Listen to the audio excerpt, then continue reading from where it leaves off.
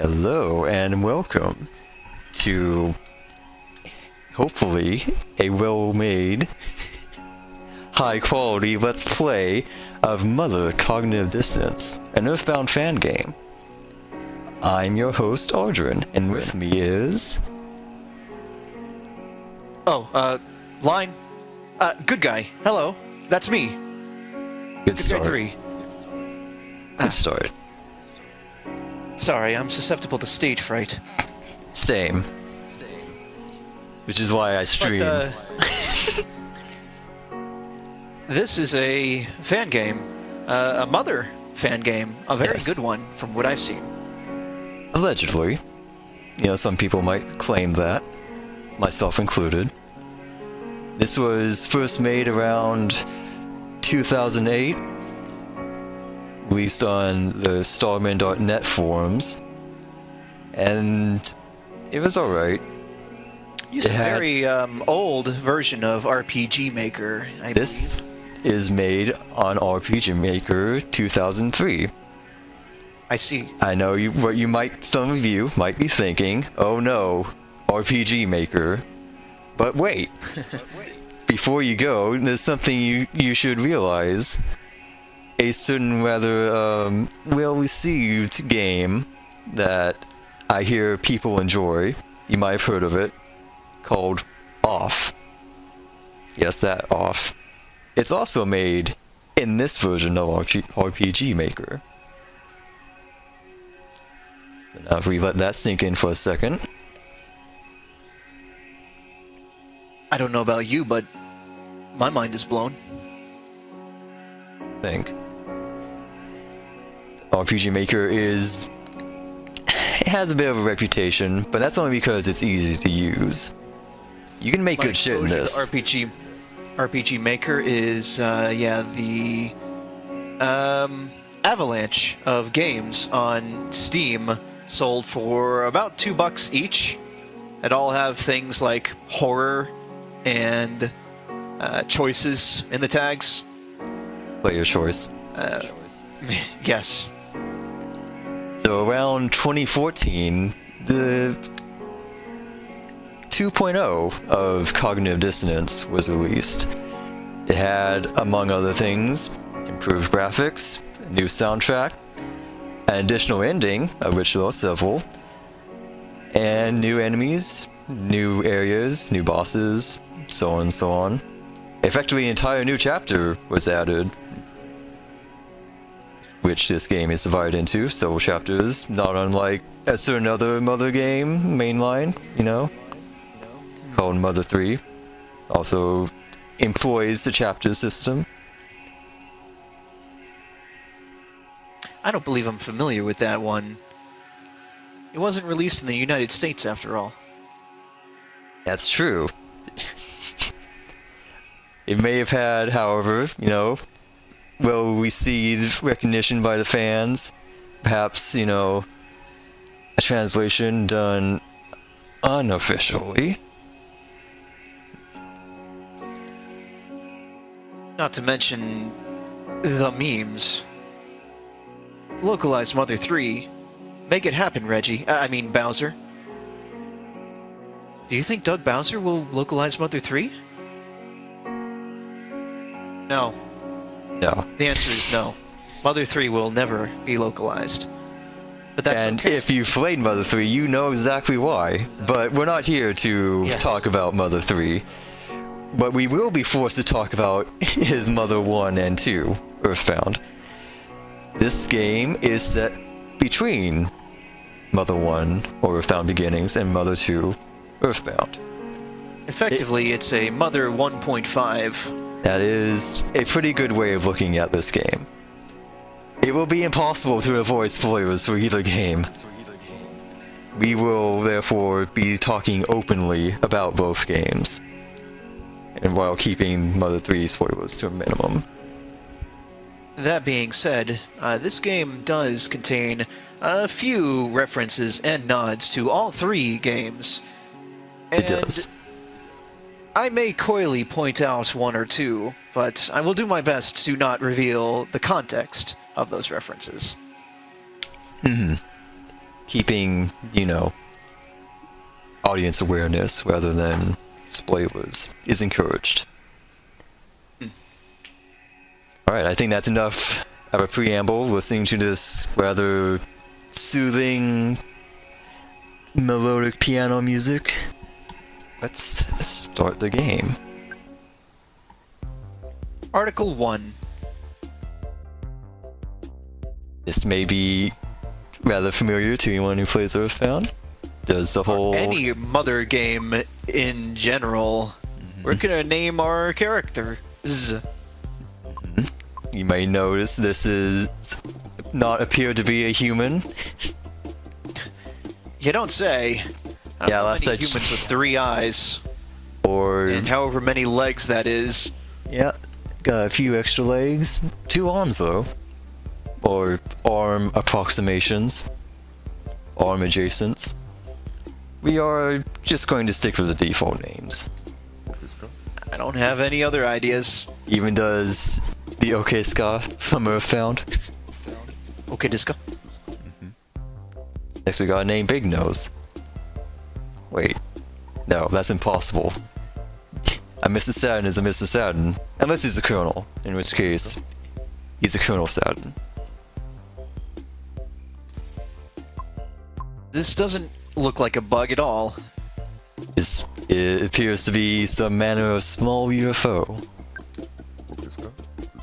And this is just a Starman. Oh man. Larice. Or is it Larice? I believe it's the least, but you do you. Ooh, flavor.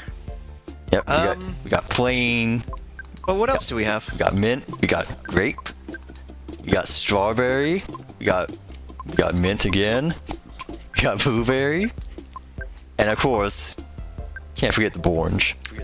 The correct option is Borange. Perhaps. But again, this is your playthrough. If this is too eye-searing for you, I think we can switch it up every now and then. For now, I think we'll just keep stick the with audience plain. guessing. Mhm. Okay, let's go. And that in the background might look a little familiar. Wow.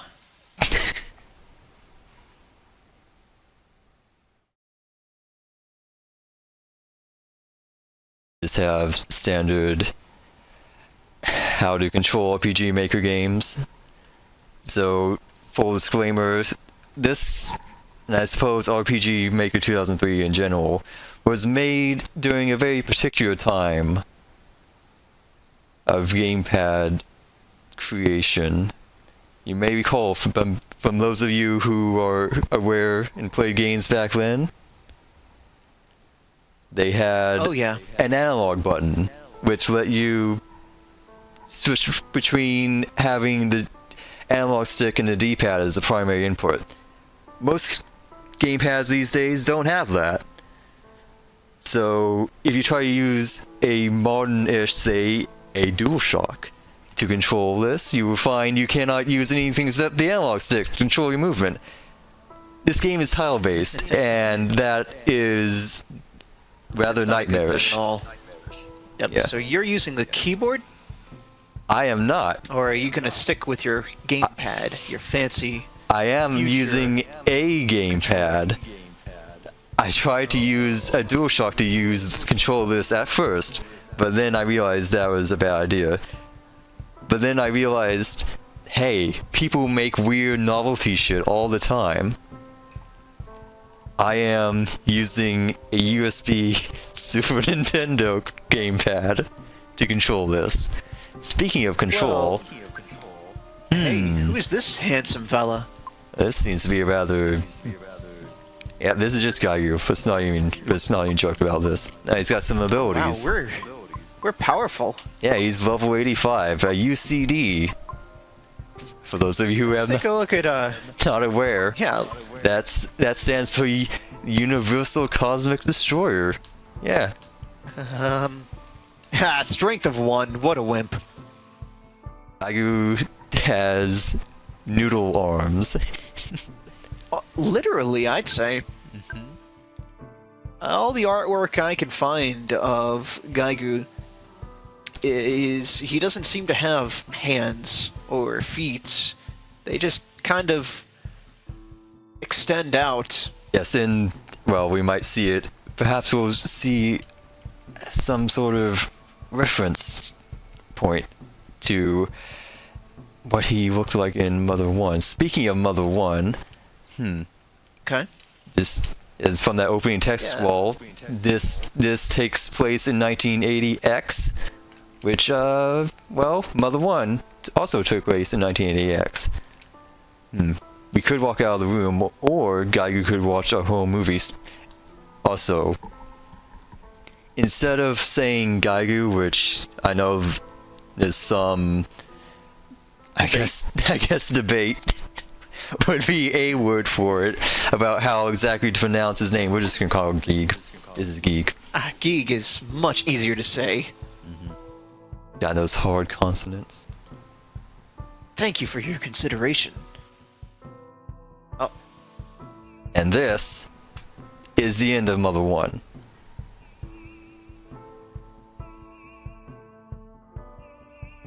From left to right, you have Anna, Ninten, and Lloyd. They're atop Mount Itoi, singing to Gaigu, to Geeg. Does not seem to be enjoying it. well, it's a very particular song they're singing to him. What are they singing? Quite the special significance to our friend Geeg. It's a lullaby that his mother figure would sing to him. And if we tried to leave, well- Geeg would just double back and stare at that central computer. We'd have to see it. Yep, seems to have evoked a rather strong response, even just seeing that recording. Oh, that's a classic blue screen message right there. Yep, even in the future. Even in the future, nothing works. I will do my best to not speed through these dialogue boxes for your convenience. I will not be reading most of them. I hear that gets annoying for some people.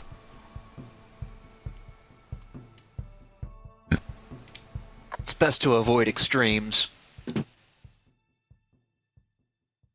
And over here we have a very weird looking machine.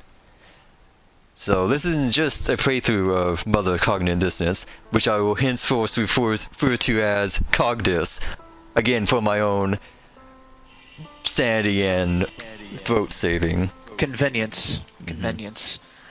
Or CD, if you will. You can put those in your computer. So anyway, this is not just a playthrough of Cogdis. This is going to be a hard mode playthrough of Cogdis.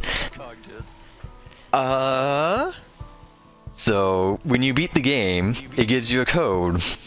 That code is, well, I hear it's the answer to life, the universe, and everything. That's right, it's 42. And that causes the game to enable hard mode. Oh, this is new. Uh-oh. Ah. Fake frog. Well, that's polite. 50 of them. I will go on record as saying I don't think we need 50 fake frogs, but I will gladly take them. Are we going to die? Maybe. Hopefully not. Also, this sprite might look familiar to anyone who's played Mother 3. Just putting that out there. Ah, a Reaper reward. A present for Geeg. You just push it against a bad computer. If only it were that simple. The future is convenience. And quick fixes. Also, if you go back in here, I think he's... No, he's still there. He's just chilling out, having a time. Yep, he's just gonna be there. Well, not for very much longer. And sure, it's fine. So, RPG Maker implies RPG combat. Also, He's doing a ballroom dance. You can totally just leave. But we're not going to leave, because this lets me talk about the battle system. So, battle system's a little different in this game compared to the other games in the Mother series. This uses an ATB system, I suppose you could call it. It's real time with, I guess, sort of pause. It's wait. Yeah, it's wait time. Yeah, that's right. It's ATB but with wait. So when you're in a menu screen like this one, combat pauses. But when you select your target, it goes back to active. So don't let it catch you up. I see. So once you've selected an ability and you're selecting your target, time resumes. Yes. So be quick or be dead. So we got some moves here. How about we just be Geeg? Are we inexplicable? So another thing I suppose I should mention now that I've already caused it to happen. This is the Earthbound system of battle. So an enemy attack is going to make the screen flash. Ah, yeah. Mild epilepsy warning, especially later in the game, there will be enemies with PK flash. That causes like 5 colors of flash on screen over the course of about a second. For now, let's just take care of this malfunctioning. Can't quite fit the entire name in there.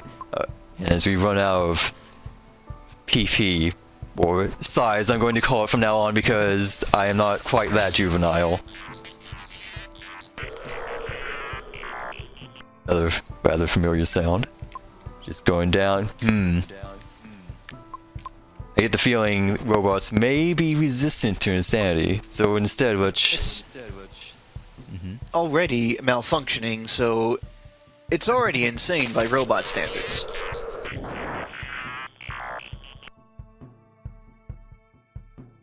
And now... Well, now we can't, we can't get back up there. It's fine. That blue screen would just say the same thing. But as you might have seen, you can totally just ignore this fight and go down the ladder. Also, because I fought him on the ladder, he's now stuck here. That's right. Yep. Poor robot. We are trapped. Well, he is trapped.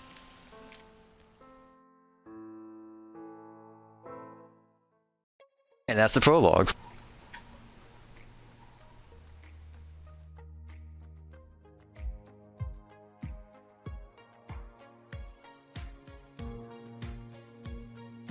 Looks more like a microphone, but okay. That's the team that made Cognitive. Cognitive was made by, at least originally, one man who goes by either Other Hand or Handish 2000. You can find this game on TazMillie.net. It's free. And so is the soundtrack. Soundtrack, in my opinion, is quite good. Yes, Quincy Pringle did a very good job with the music. Yes, he and several artists all work together to make the music, which is why some developers have, when asked, said, because you can find the soundtrack on Bandcamp, and Bandcamp lets you donate money when you download a soundtrack, they said don't do that, because there's so many artists they could never split it up fairly, so they've all agreed to not take money for the soundtrack. Is completely freeware, through and through. But who's this mook? Ah, it's our boy Elenavar. That guy. He's just that guy. You know that guy. He is extremely painfully average. He is extremely average. He's also blue, which is, as I understand, an unusual color for a mook. This is Hyperpod. We could sleep, or not. Elenavar does not pay his phone bills, apparently. He does paint, saving though. for you. Yep. More paint. Elenavar is something of an artist. Up here is his masterpiece, which appears to be a painting from Earthbound, or thereabouts. Looks like a disembodied snowman head and an anthropomorphic moon? And the moon. Or banana. Banana, maybe. Perhaps. That's kind of rude of you to try to interrupt their nap.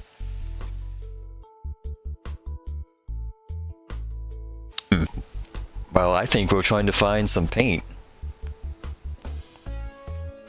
Huh. Got your local creeper up on the cliff.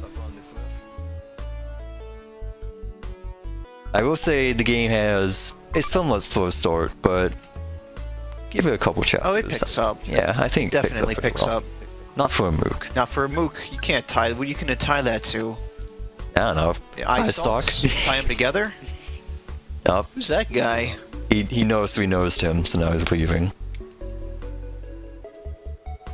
We cannot follow him. Well. Oh well. Well, whoever he is, I'm sure he has great ambitions. Oh. So if you try to explore, the game pulls a Mother 3 on you. And yes, this is apparently where a lot of Mr. Satins live.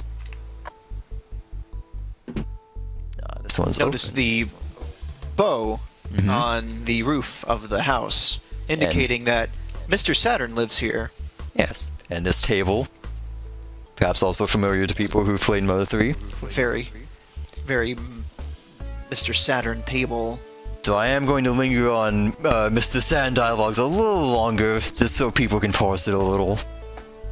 I know it takes takes a little bit to get used to this font. So interesting way how the developer managed to get this into RPG Maker. As you might suspect, it does not have a built-in Mr. Saturn font. You don't say. He had to create his own font, I'm guessing. Did he reverse engineer the font from Earthbound?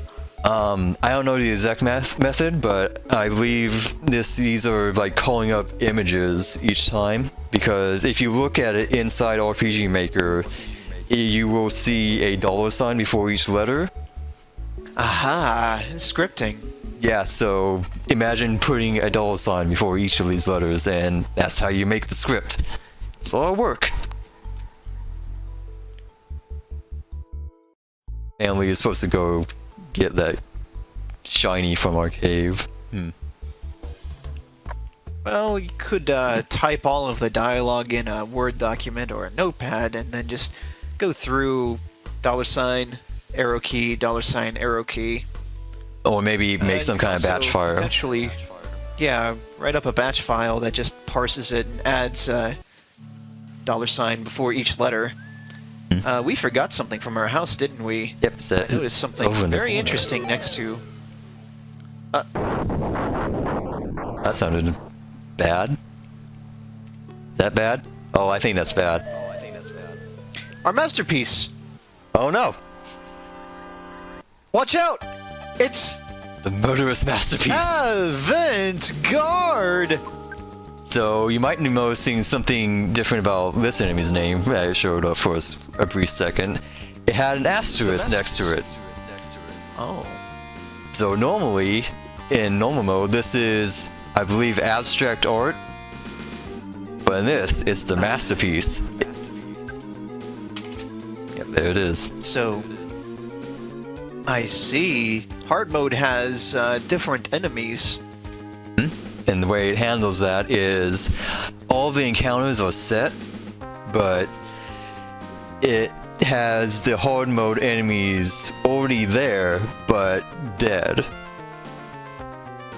That's interesting. That's very interesting. There's a lot of very clever tricks the programmer used to make what he wanted to happen in this extremely what's the word I'm looking for? Restrictive program, unflexible program. RPG Maker can be very flexible, especially the later versions, which let you like script entire new things in I want to say JavaScript, or at least a language very close to it. But for now, let's just wrap our tentacles around our masterpiece. Yep, just gonna trade punches with our art. So does this count as performance art? Oh.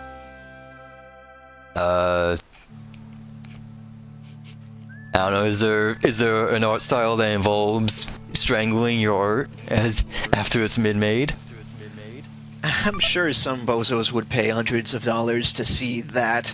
Oh, you know it. Also, we took some damage, so let's sleep it off. I'm sure whatever's going outside is fine. Luckily for Elenivar, the masterpiece's weakness is being punched. Literally, your spreadsheet, which is very thorough and great, I might add, has its weakness listed as fizz. Yes, so I may have enjoyed this game quite a bit and decided, well, for people who don't have or don't want to use RPG Maker to pull it open and look at all the things, I may have made an Excel sheet with... You cracked open the game's code and just poured all the juicy details out into a martini shaker and then distilled it into a much more easily digested format. Also, a stone of gold. What do you expect of all this? Some of the item descriptions are pretty cheeky. Oh, well, we got some walking mushrooms down there. Oh, there's no more snoring in there. Oh no, fighting sounds. We can't go in there. I'm sure there are two sides to that story.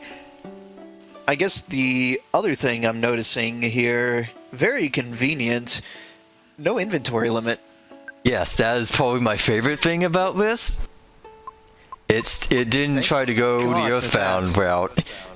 There's no inventory management here. Oh, feels good. Otherwise, our inventory would be nothing but fuzzy frogs. It sure would. Also, this... I'm assuming that's Alan touching a hot stone? I don't know. I don't know what's going on. Maybe the stone is very angry. Oh, that looks familiar.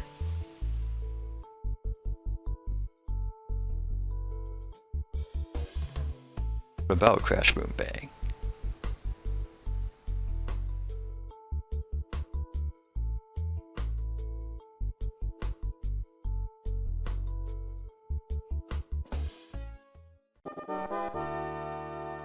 Hey. Okay. And that is the party member join sound effect. We've got our first, our first party member, Mr. Boing. Saturn. Boing. Boing, boing. Saturn is also pretty average, but less average than Alan. He's stronger than Alan. He also has feet. Yes, that's his weapon, is Kung Fu kicks. His fuzzy feet. And Alan has a moose tentacles. So are his powers. That's right. The Boing, ultimate ding, attack. and zoom. If you say so. Helpful and dandy. Ding is a full party, somewhat weak. Healing. Oh. Well, Still, for the game to give you a full party healing spell this early, very polite. yeah. The game, well, I'd be lying if I said it never forced you to fight solo, but in the early game, it's actually pretty generous to you. Sure is a lot of crash bang booming going on. And now things are moving.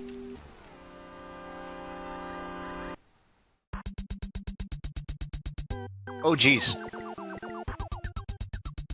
Got some mushrooms and whatever that thing is. Some kind of bloom.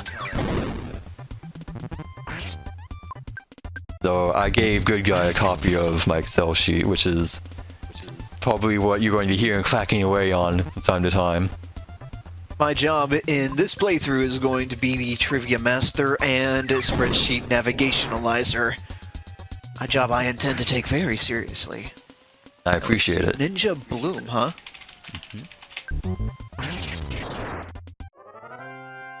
It's dead. Oh. What am I even here for? Well, indeed. So we can take a nap here, which is pretty convenient. Not gonna lie. I will be abusing this a little because, Hard mode. yeah, I do need at least 2 levels here. I will not be grinding, hopefully not too much on camera, but every now and then I'm gonna be looking like, need to either grind or I'm gonna die. So why don't you tell us what constrict can do? Well, constrict is one of Alanavar's skills, obviously. He uses his limbs to constrict the enemy. Is that good enough? Well, I suppose if that was all we had to go on. But Well, is there more? It wraps the enemy. It inflicts a condition known as wrap, which prevents the enemy from taking their turn. On hard mode, you can imagine that's going to be very, very useful. Also, important to note, none of Alanavar's limbs skills require psi points. Yes. That and the reason I'm using Alan's limbs move instead of just attacking is Alan is pretty weak, as you may have noticed, but Constrict has added damage to it alongside that rather nice condition it can inflict. Yep. Boing, however, what does that do? Boing is the ultimate skill. What else do you need? What else do you need? Well, maybe a status. My favorite part of Boing, aside from it inflicting numb, and I'm used to that meaning null, excuse me, is its element is inexplicable. What else has an inexplicable? Is the same element as Old Geek's attacks. Yep. Yep. It is truly the ultimate attack. That is not a joke. It is quite powerful.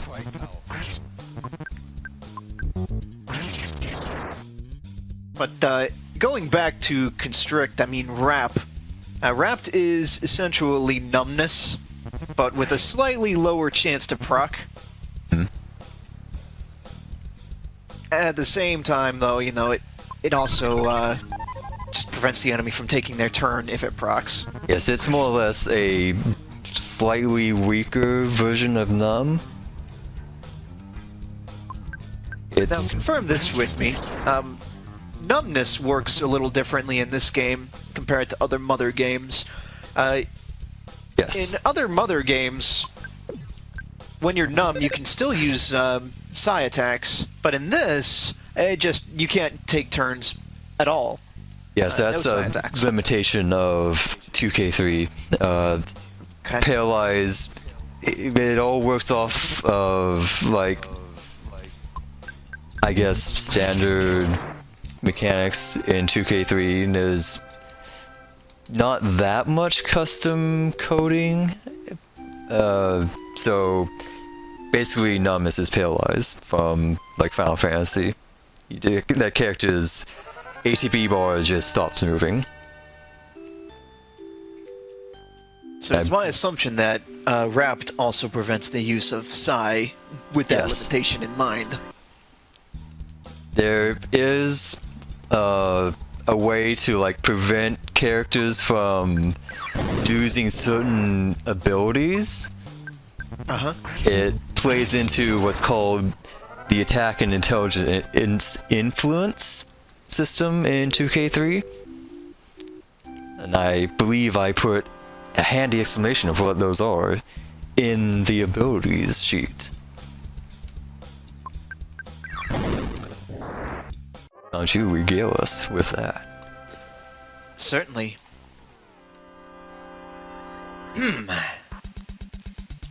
So, attack and intelligence influence determines how powerful the skill is regarding to the appropriate stat. So, an influence of 10 means that the stat will increase the power of a skill by 100% of its value. 9 is 90, so on, factors of 10. So, a stat of 100 increases a skill's damage by 100 when influence is 10. But wait, that's not all. That's what you wrote. That is what I wrote. I did some research on that, and I had to dig a little.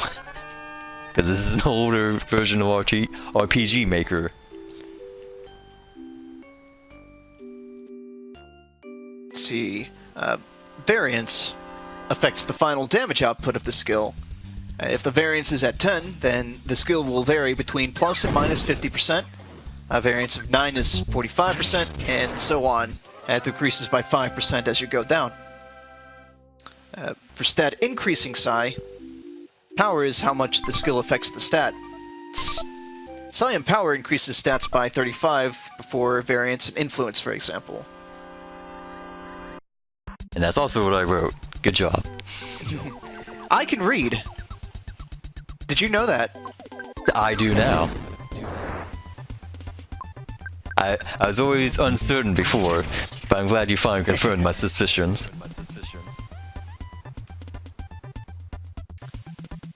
Luckily for us, even on hard mode, these starter enemies aren't really much to worry about. The Ninja Bloom, in fact, is weak against physical attacks, which suits us just perfectly. Yep, that's why Alan is doing so much damage with his constriction. So I mentioned how the enemies, on the normal enemies, start off alive in this, and the hard mode enemies start off dead. So basically, Flips here. the way it works is on turn 0, which is before the battle loads, the normal enemies are killed and the hard mode enemies are revived. Interesting. We don't see that either. It just happens behind the black, so to speak. But what we do see from it is their gold and XP drops, and items. Even though we don't actually fight them, we still get the benefits of those enemies existing. Which is why hard mode enemies usually have very little XP and gold, but do have extra item drop chances. So we're basically getting the XP from the normal mode enemies on top of the XP and items from the hard mode enemies. Exactly. That is an interesting way of doing it, and it sounds like he compensated for that, giving the hard mode enemies less experience. And at a glance, you'd think, wow, this is crazy. Why do these hard mode enemies give you less XP, but you're still getting more? So we're going to use our first Fuzzy Frog, one of which we picked up from that present back there. Because...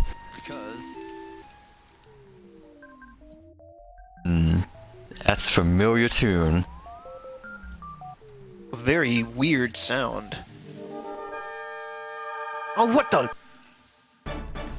Sheriff Bloom. Oh no, Sheriff Bloom. You might notice he does not have an asterisk next to his name. That's because these guys are unaltered. So this particular encounter is the same as a normal.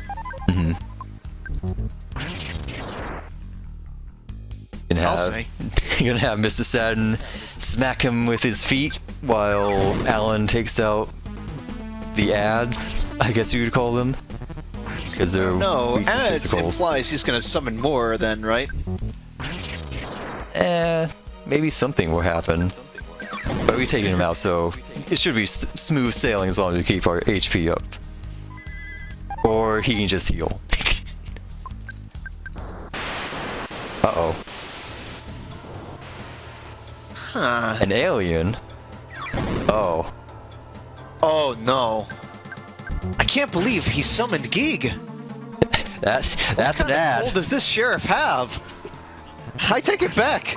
See, no, that's an ad. It is. It's okay, I think we still got this.